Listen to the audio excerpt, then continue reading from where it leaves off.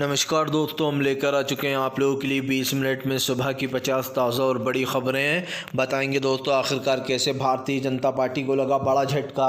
राहुल गांधी बोले देश को संविधान को बदलने नहीं देंगे। बीजेपी पर भड़के राहुल गांधी।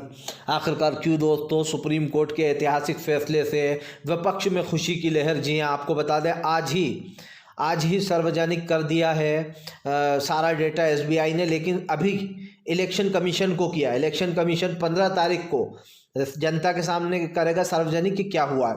कैसे आपको बताते चले, भारतीय जनता पार्टी की बढ़ गई मुश्किलें। विपक्ष पहुंच गया है जो है यहाँ पर सुप्रीम कोर्ट। बता दें आपको, जो इलेक्शन कमीशन में 2 नियुक्ति होने वाली है और अभी जो अरुण गोयल ने अपना इस्तीफा दिया उसको लेकर हंगामा मचा हुआ है। आखिरकार क्यों दोस्तों प्रधानमंत्री के ऊपर भड़क गए संजय रावत, इसके बारे में भी बताएंगे। तो तमाम मुद्दों पर बात होगी, लेकिन उससे पहले अगर आपने अब तक हमारे चैनल को सब्सक्राइब नहीं किया है जल्दी से कर लीजिए। पास में घंटी आएगी, इसको भी दबाइए ताकि हर वीडियो की अपडेट आपको मिल पाए। दरअसल दोस्तों आपको बताते चले, सुप्रीम कोर्ट की सुप्रीम फटकार के बाद एसबीआई के बदले सुर। एसबीआई ने दोस्तों रिलीज करने का ले लिया है फैसला डाटा। दरअसल दोस्तों एसबीआई ने खूब हाथ पैर जोड़े, सुप्रीम कोर्ट में याचिका लगाई कि सुप्रीम कोर्ट किसी भी तरीके से एसबीआई की बात मान ले। उन्होंने 2 से 3 महीने का टाइम दे दे। जबकि दोस्तों आजकल डिजिटल ज़माना है, खुद प्रधानमंत्री कहते हैं एक क्लिक में सारी जानकारी बाहर आ जाती है, एक क्लिक में जो है सारी इन्फॉर्मेशन सेंड हो जाती है। अब वो आप जैसे भी करें, ईमेल के थ्रू करें या अदर थ्रू करें। तो दोस्तों आज एसबीआई को जो है अपना सारा डेटा रिलीज़ करना होगा और ये डेटा बाकायदा इलेक्शन कमीशन को दिया जाएगा कि किसने इलेक्ट्रिकल बॉन्ड यानी कि जो वो गुप्त चंदा मिला है दोस्तों, किसने ख़रीदा है, किसने क्या दिया है, ये तमाम सार्वजनिक किया जाएगा। लेकिन आपको बता दें ये सारा डेटा रिलीज़ किया जाएगा जनता के लिए 15 मार्च को। 15 मार्च को कौन करेगा? Election commission. अभी सिर्फ जो है एसबीआई ने इलेक्शन कमीशन को दिया ये डाटा। अब इलेक्शन कमीशन जनता को ये डाटा प्रोवाइड कराएगा, ख़ास करके इसको पब्लिकली करके। आपको बताते चले दोस्तों बीजेपी की बढ़ गई मुश्किलें। राहुल गांधी ने संविधान पर बीजेपी को जमकर लपेटा। राहुल गांधी बोले देश के संविधान को बदलने वाले खुद बदल जाएंगे, लेकिन देश का संविधान नहीं बदल पाएंगे। बाबा साहब अम्बेडकर दोस्तों इस दुनिया में बार बार पैदा नहीं होंगे। बाबा साहब अम्बेडकर एक महान पुरुष थे जिन्होंने न सिर्फ देश के संविधान को लिखा बल्कि सबको एक जैसा जीने का हक भी दिया। आप किसी ज़ात, छोटी ज़ात, बड़ी ज़ात, धर्म को नहीं मानते थे बाबा साहब अम्बेडकर। बाबा साहब अम्बेडकर के लिखे हुए संविधान से आज भी हमारा देश दोस्तों खुशहाल है। लेकिन कुछ लोग हैं जो इस संविधान को बदलना चाहते हैं। हालांकि मुझे बहुत अफसोस है दोस्तों कि बाबा साहब अम्बेडकर ने सबको एक जैसा जीने का हक दिया, संविधान दिया, लेकिन आज भी हमारे देश में जात पात, ऊंच नीच, हिंदू मुसलमान ये सब कुछ होता है। जबकि बाबा साहब अम्बेडकर ने इन चीज़ों से परे सोचकर संविधान बनाया था। लेकिन आज भी बेचारे दलितों को घोड़ी से फेंक दिया जाता है, उनके साथ बुरा व्यवहार किया जाता है, उनको पीट दिया जाता है। कोई बाबा साहब अम्बेडकर का पोस्टर लगाता है तो उसको गोली मार दी जाती है पुलिस द्वारा उत्तर प्रदेश की। आज भी ऐसे लोग हैं जो बाबा साहब अम्बेडकर के संविधान की धज्जियाँ उड़ाते हैं। लेकिन बीजेपी तो बहुत ही आगे, वो देश का संविधान ही बदलना चाह रही है। लेकिन अब इस पर विपक्ष ने ऐसा घेरा राहुल गांधी ने कि बीजेपी की बोलती ही बंद हो गई। राहुल ने साफ कहा कि इस देश का ना संविधान बदलेगा, न संविधान को चलाने वाले लोग बदलेंगे। जाहिर सी बात है दोस्तों, देश जिस परिस्थितियों से गुजर रहा है वो सब लोग देख रहा है। आज कोई भी वर्ग बीजेपी के राज में खुश नहीं है। चाहे दलित की बात कर लें हम, चाहे अल्पसंख्यक मुस्लिमों की बात कर लें हम, पिछड़ों की बात कर लें, आदिवासियों की बात कर लें, तमाम लोग बीजेपी से नाराज़ चल रहा है। आपको बताते चले दोस्तों भारतीय जनता पार्टी की बढ़ गई मुश्किलें। अरुण गोयल वाले मामले में पहुंच गई कांग्रेस सुप्रीम कोर्ट। दरअसल दोस्तों आपको बताते चले बीजेपी अब एक नई चाल चल रही है। बीजेपी चुनाव आयुक्त में 2 अफसरों की नियुक्ति करने वाली है और अब ये ऐसे समय पर हो रही है जब दोस्तों चुनाव सर पर आ चुका है। मतलब कि आप समझिए बीजेपी चुनाव आयोग में अपने 2 लोगों को बिठाना चाह रही है ताकि दोस्तों चुनाव आयोग का रिजल्ट अपने हिसाब से घोषित हो। चुनाव आयोग में क्या क्या गड़बड़ियां होंगी ये आप अच्छे से जानते हैं। सीधी सी बात यह है कि अचानक से अरुण गोयल का कार्यकाल 2027 तक था, लेकिन अचानक ऐसा क्या हुआ दोस्तों कि अरुण गोयल ने रातों रात अपना इस्तीफ़ा दे दिया। इसके अंदर की खबर निकल कर आई है सामने कि अरुण गोयल किसी फाइल को लेकर गुस्सा थे और वो बीजेपी की मतलब वहाँ की अधिकारियों की बात नहीं मान रहे थे। जाहिर सी बात है दोस्तों, उनको परेशान किया जा रहा होगा, कहा जा रहा होगा कि भैया हमारे हिसाब से चलना पड़ेगा, जब हम कहेंगे वो तारीख चुनना पड़ेगी, हमारे हिसाब से चुनाव कराना पड़ेगा। इसीलिए अरुण गोयल ने इस्तीफ़ा दे डाला। यही कारण है जो अब बीजेपी अपने 2 लोगों को नियुक्त करना चाह रही है, जिसके ऊपर कांग्रेस सुप्रीम कोर्ट पहुंच गई है। उसने गुहार लगाई है कि माय लॉर्ड रोकिए, ये क्या हो रहा है चुनाव से पहले। आपको बताते चले दोस्तों, फिलहाल भारतीय जनता पार्टी की बड़ी मुश्किलें हैं। कांग्रेस ने कर दी अपनी दूसरी लिस्ट जारी। दरअसल आपको बताते चले, कांग्रेस की पहली लिस्ट में 39 यानी कि 39 नाम सामने आए थे। अब कांग्रेस ने लोकसभा चुनाव के लिए अपनी दूसरी लिस्ट भी जारी कर दी है। इस लिस्ट में आपको बताते चले कई धुरंधरों को टिकट दिया गया है। हालांकि अगर हम इसके विपरीत देखें यानी कि इसके अपोजिट देखें तो बीजेपी में भगदड़ मच गई है, क्योंकि बीजेपी के कई नेता बगावत पर उतर आए हैं। और अगर बात करें हम कांग्रेस की इस लिस्ट की, तो इस लिस्ट में दोस्तों लगभग जिन लोगों को टिकट दिया गया है खास करके लोकसभा का, उसमें कई दिग्गजों के नाम शामिल हैं। आपको बताते चलें कांग्रेस ने अपनी दूसरी लिस्ट जारी की है। कांग्रेस ने पहली लिस्ट में जैसे कि मैंने आपको बताया 39 नाम की घोषणा की थी, एंड अब ये सेकंड लिस्ट जारी कर दी गई है। कांग्रेस जिन भी लोगों को टिकट दे रही है अब की बार बड़ी समझदारी से और ऐसे लोगों को दे रही है जो खास कर मजबूत हैं, जिनका जीतना 99% तक पॉसिबल मान के चलिए। 1% तो क्योंकि सभी में रहता है, लेकिन 99% मानकर चलिए कि जिन कैंडिडेट को उतारा जा रहा है वो बहुत ही मजबूती से चुनाव लड़ेंगे। आपको बताते चले दोस्तों, कमलनाथ का बड़ा ऐलान। मध्य प्रदेश से कमलनाथ बोले फिलहाल मैं छिंदवाड़ा नहीं छोड़ूंगा, वहीं से लड़ूंगा चुनाव। आपको बताते चले कमलनाथ ने छिंदवाड़ा की खबरों पर ब्रेक लगा दिया है। कमलनाथ ने कहा कि मैं छिंदवाड़ा नहीं छोड़ने वाला। आपको बताता चलूँ, अगर आपको पता ना हो तो छिंदवाड़ा से ही कमलनाथ आते हैं और हमेशा उन पर आरोप भी लगता रहा है कि छिंदवाड़ा का उन्होंने ज़्यादा विकास किया है, क्योंकि कमलनाथ वहाँ के रहवासी हैं। लेकिन आपको बता दें ऐसा कुछ नहीं है। कमलनाथ ने साफ कहा कि छिंदवाड़ा से उनकी यादें जुड़ी हुई हैं और वो वहीं से उठकर आए हैं, इसलिए वो छिंदवाड़ा का साथ नहीं छोड़ेंगे, उन्होंने साफ कहा है। यही नहीं, कमलनाथ ने यह भी कहा कि इधर उधर जो खबरें चल रही हैं वो सब कुछ झूठी हैं, क्योंकि उन्होंने छिंदवाड़ा छोड़ने का कभी नहीं किया और ना पार्टी ने उनसे कहा है कि कहीं और से चुनाव लड़ो आप। सीधी सी बात है दोस्तों, साफ दिखाई दे रहा है कि लगता है कमलनाथ जो है वो छिंदवाड़ा नहीं छोड़ने वाले, वो अपनी बात पर कायम है, वो वहीं से चुनाव लड़ते हुए नजर आएंगे। लेकिन अब क्या होता है आगे ये देखना दिलचस्प होगा। फिलहाल एक चीज़ तो साफ है कि इन चुनावों को लेकर काफ़ी कुछ बातें निकल कर सामने आई हैं। आपको बताते चले दोस्तों, इलेक्ट्रिकल बॉन्ड पर बीजेपी लगी खंबा नोचने, बीजेपी की पोल पट्टी खुलने को तैयार। दरअसल दोस्तों बीजेपी और एसबीआई दोनों मिले हुए हैं आपस में। इन दोनों ने पूरी कोशिश की कि किसी तरीके से जो एसबीआई जो इलेक्ट्रिकल बॉन्ड्स है यानी कि जो दोस्तों खास कर गुप्त चंदा है उसको छुपाया जाए।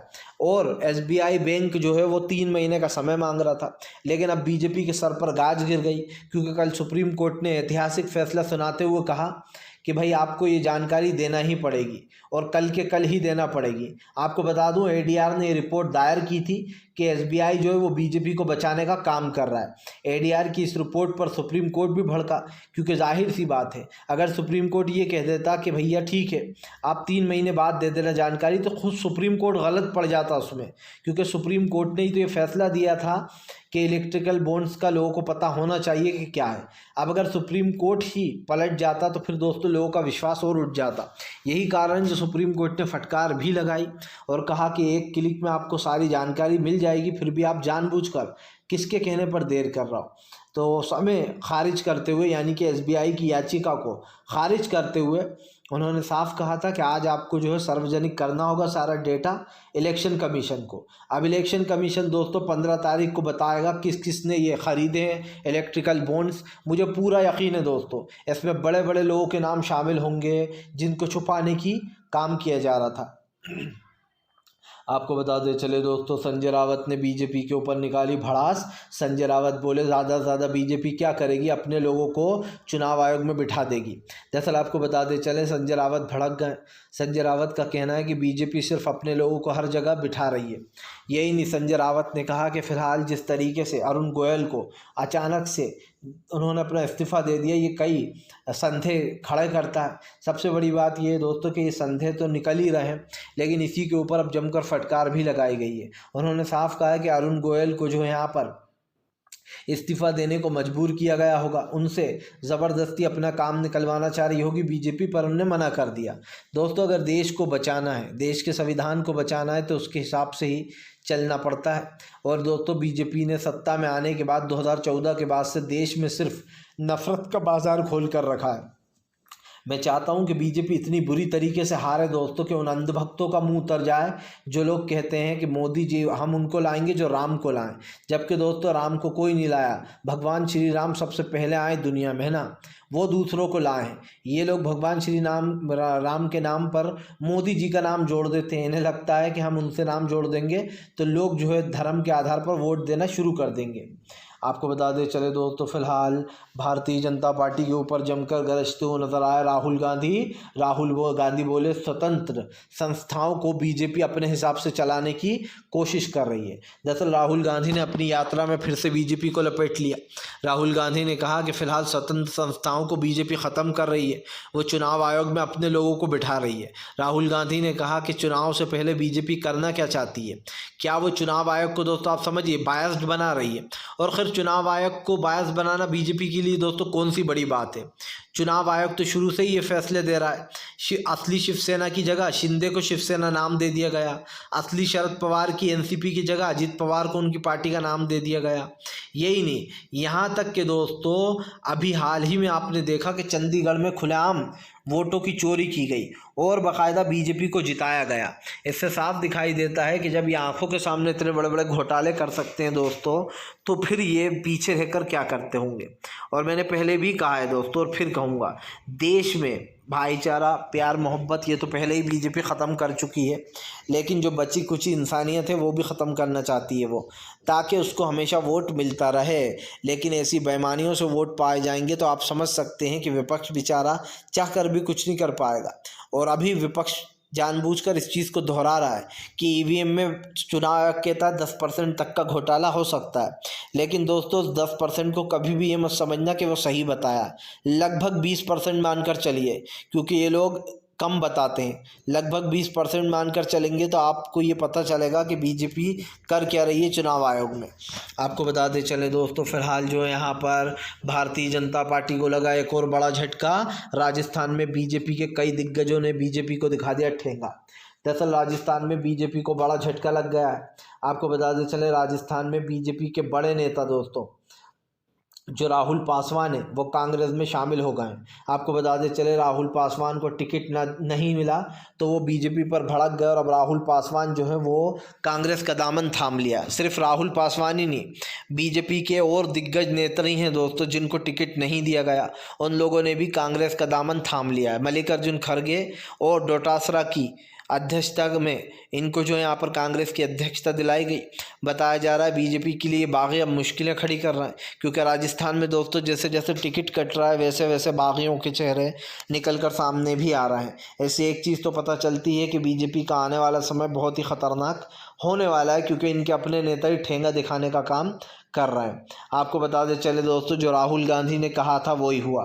राहुल गांधी ने कहा था कि बीजेपी अपनी मंशा अपने नेताओं के मुंह से बुलवाती है। कल बीजेपी के जो नेता हैं दोस्तों उन्होंने कहा था कि हम 400 सीटें इसलिए लाना चाहते हैं क्योंकि हम देश के संविधान को बदलना चाहते हैं, जिसके बाद अब बीजेपी ने किनारा कर लिया है। बीजेपी का कहना है कि ये जो राय है ये हमारे सांसद की व्यक्तिगत राय है, इससे हमारा कुछ लेना देना नहीं है। उनका कहना है कि फ़िलहाल हमने हमेशा जो है ख़ासकर का संविधान से चली है बीजेपी और संविधान को मानती है। दरअसल दोस्तों अब बीजेपी को विपक्ष ने चारों तरफ से घेर लिया उनके बीजेपी के नेता के बयान पर, क्योंकि महाशय का कहना है कि ये 400 सीट इसलिए जीतना चाहते हैं क्योंकि देश का संविधान बदल दें। अब बीजेपी कह रही है हमारा इनसे कुछ लेना देना नहीं है इस बयान से, ये उनका व्यक्तिगत बयान है। लेकिन दोस्तों राहुल गांधी ने कल ही कहा था कि अब बीजेपी अपना पल्ला झाड़ लेगी और ये सारा इल्ज़ाम उसी सांसद पे डाल देगी जिसने बयान दिया, और वही हुआ दोस्तों। आज बीजेपी ने पल्ला झाड़ लिया कि हमारा इससे कुछ लेना देना नहीं है। तो अब आप समझ सकते हैं कि बीजेपी की विचारधारा, उनके मंत्री बोलते हैं और फिर बीजेपी पल्ला झाड़ने का काम करती है।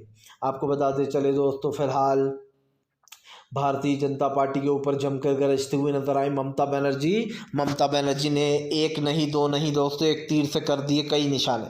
दरअसल दोस्तों न सिर्फ ममता बनर्जी ने बीजेपी को झटका दिया बल्कि कांग्रेस को भी झटका दे दिया, क्योंकि जिस सीट से अधीर रंजन चौधरी पाँच बार, आप समझिए 5 बार बहुत ज़्यादा होता है दोस्तों, मतलब 25 साल मानकर चलिए, 5 बार अधीर रंजन चौधरी उस सीट से जीते जिस पर ममता बनर्जी ने इस बार यूसुफ पठान को उतार दिया है। यूसुफ पठान कौन है दोस्तों? इरफान पठान के भाई। यूसुफ पठान गुजरात के रहने वाले हैं दोस्तों, और क्रिकेट में कई वनडे कई उन्होंने मैच खेले हैं, बहुत पॉपुलर है वो, अभी भी मैच खेल ही रहे हैं वो। तो दोस्तों यूसुफ पठान को अधीर रंजन चौधरी के सामने उतारना, क्या ये दोस्तों ममता बनर्जी की एक बड़ी गलती नहीं है? हालांकि ममता बनर्जी ने अपने लिए चुना है तो खैर सही चुना है कि यूसुफ पठान जीत सकते हैं, लेकिन इससे कांग्रेस को झटका लग सकता है, क्योंकि कांग्रेस पाँच बार से उस सीट पर कब्जा जमाए हुए और अधीर रंजन चौधरी की उस सीट पर जीत होती है। यही कारण है जो फिर से एक बार अधीर रंजन चौधरी को कांग्रेस वहाँ से उतारने वाली है। हालांकि अब तक उनके नाम की घोषणा नहीं हुई है, लेकिन माना यही जा रहा है कि अधीर रंजन चौधरी को ही उस सीट से उतारा जाएगा। आसनसोल सीट यानी कि यूसुफ पठान और अधीर रंजन चौधरी में सीधी टक्कर है दोस्तों। अब ये देखना होगा कि वो सीट कांग्रेस की रहती है या तृणमूल कांग्रेस से वो सीट जीतने की कोशिश करेगी। आपको बता दें चले दोस्तों, भारतीय जनता पार्टी के लिए बढ़ गई हैं मुश्किलें इस बार दोस्तों। बीजेपी के लिए कोई सा भी चुनाव आसान नहीं। दरअसल आपको बताते चले दोस्तों, कांग्रेस ने अपनी दिग्गजों की फौज तैयार की है। अब की बार बीजेपी को पूरी तरीके से चित करने को तैयार है इंडिया गठबंधन। उधर आपको बताते चले कांग्रेस की लिस्ट दूसरी सामने आने के बाद से ही जो यहाँ पर हंगामा मच गया है। तो ये तो साफ हो चुकी है कि फ़िलहाल अब चीज़ यहाँ पर तमाम मुद्दे रह गए, लेकिन इसी को लेकर कहीं ना कहीं घिरी हुई है सरकार। और हमने आपको पहले भी कहा है, फिर कहना है दोस्तों, अब इधर से मुश्किलें बढ़ने वाली हैं केंद्र सरकार की, क्योंकि आपको बताते चलें केंद्र सरकार के पास अब कोई भी रास्ता दिखाई दोस्तों नहीं दे रहा है, और सरकार की जो नीतियां हैं वो पहले ही डामाडोल हो चुकी हैं, आप भी जानते हैं। आपको बता दें चले दोस्तों, अरविंद केजरीवाल का बीजेपी के ऊपर हमला, कहा मैं अकेले इन लोग से लड़ रहा हूँ, लड़ता रहूँगा, दिल्ली की जनता के लिए कभी पीछे नहीं हटूँगा। दरअसल आपको बता दें चले अरविंद केजरीवाल का कहना है कि हमारे साथों इंडिया गठबंधन के सांसद को जिताइए ताकि हम इन लोग से लड़ने में सक्षम हों। केजरीवाल ने कहा इन लोगों को हटाना बहुत ज़रूरी है, जो लोग देश के संविधान को नहीं मानते, जो लोग दोस्तों सुप्रीम कोर्ट को नहीं मानते, जो देश की अदालतों को महज दोस्तों एक आप समझिए अपने हिसाब से चलाना चाहते हैं, उन लोगों के खिलाफ मोर्चा खोल दिया केजरीवाल ने।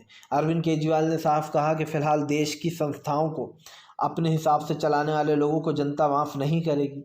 यही नहीं, उन्होंने आरोप लगाया दोस्तों कि फ़िलहाल जल्द से जल्द बीजेपी को सत्ता से बाहर कर देना चाहिए। केजरीवाल ने कहा है कि फ़िलहाल वो बहुत जल्दी दोस्तों देश के संविधान से ख़ास कर इन चीज़ों को बचाएंगे। और मुझे ऐसा लगता है दोस्तों कि इस वक्त जो है यहाँ पर सरकार की नीतियाँ पूरी तरीके से ख़त्म होना चाहिए। और जाहिर सी बात है दोस्तों, अब सरकार अपने हिसाब से देश को चलाएगी तो इसका अंजाम भी उसको भुगतना पड़ेगा। आपको बताते चले दोस्तों, भारतीय जनता पार्टी को लगा बड़ा झटका, प्रधानमंत्री नरेंद्र मोदी हुए पूरी तरीके से दोस्तों जो है यहाँ पर बेदार। दरअसल आपको बताते चले दोस्तों, बीजेपी के ख़िलाफ़ अब मोर्चा खोल दिया। अब ज़बरदस्त तरीके से बीजेपी के ऊपर भारी पड़ते हुए नज़र आ रहे हैं जो दोस्तों उद्धव ठाकरे। आपको बताते चलें उद्धव ठाकरे ने बहुत जल्दी बीजेपी के ख़िलाफ़ गेम ओवर करने का काम किया है। जाहिर सी बात है दोस्तों, उद्धव ठाकरे का गेम ओवर होने वाला है, और इसका सबसे बड़ा रीज़न मैं आपको बता चुका हूँ कि उद्धव ठाकरे बीजेपी का गेम ऐसे ओवर करेंगे क्योंकि यहाँ पर बीजेपी जो है दोस्तों वो पूरी तरीके से जो है यहाँ पर साफ़ होने वाली है। दरअसल दोस्तों आपको बताते चलें बीजेपी को काफ़ी बड़ा झटका लगने वाला है, क्योंकि हमने पहले भी कहा और फिर कहेंगे कि फ़िलहाल प्रधानमंत्री नरेंद्र मोदी जो है दोस्तों देश के लोकतंत्र को ख़त्म कर रहे हैं, पार्टियों से उनका हक़ छीनना, और यही कारण है जो अब ये मामला बढ़ने वाला है। आपको बताते चले दोस्तों, काफ़ी कुछ चेंजेस हमें देखने को मिलने वाले हैं, लेकिन बस यही सोचकर वोट करिएगा दोस्तों कि आप जिसको भी वोट दे रहे हैं वो वोट दोस्तों देश के लिए बहुत ही ज़रूरी है। और दोस्तों इतना याद रखिए कि बीजेपी को वोट किसी भी हाल में मत दो। अगर आप हिंदू भाई हो तो मेरी अपील है मत देना दोस्तों, क्योंकि बीजेपी सिर्फ दिखावे का हिंदुत्व कर रही है, वो आपके साथ नहीं है। सिंपल सी बात है। और इसीलिए हम